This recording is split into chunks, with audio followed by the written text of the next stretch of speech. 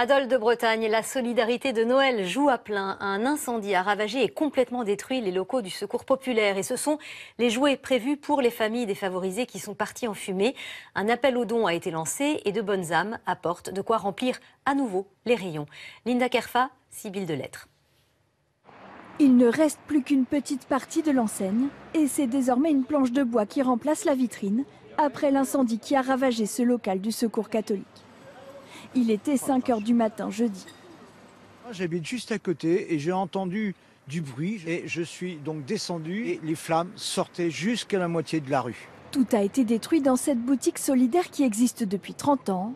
Surtout les dizaines de jouets qui étaient entreposés ici.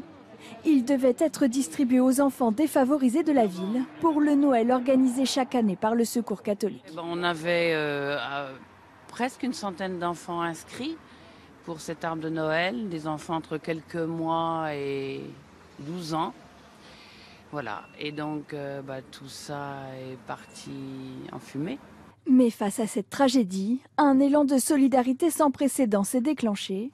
Les appels aux dons se sont multipliés sur les réseaux sociaux. Je vous apporte ceci. D'accord, dites donc, c'est magnifique. Ceci. Un appel largement entendu par les habitants. Je m'estime que j'étais redevable parce qu'il y a quelques années, j'ai eu affaire au Secours catholique. Ce petit bureau de la mairie déborde de jouets. En l'espace de tout juste une journée, vous avez ici uniquement une petite partie de ce que les Dolois ont apporté, puisque ce local, voilà, régulièrement, on le vide plusieurs fois par jour.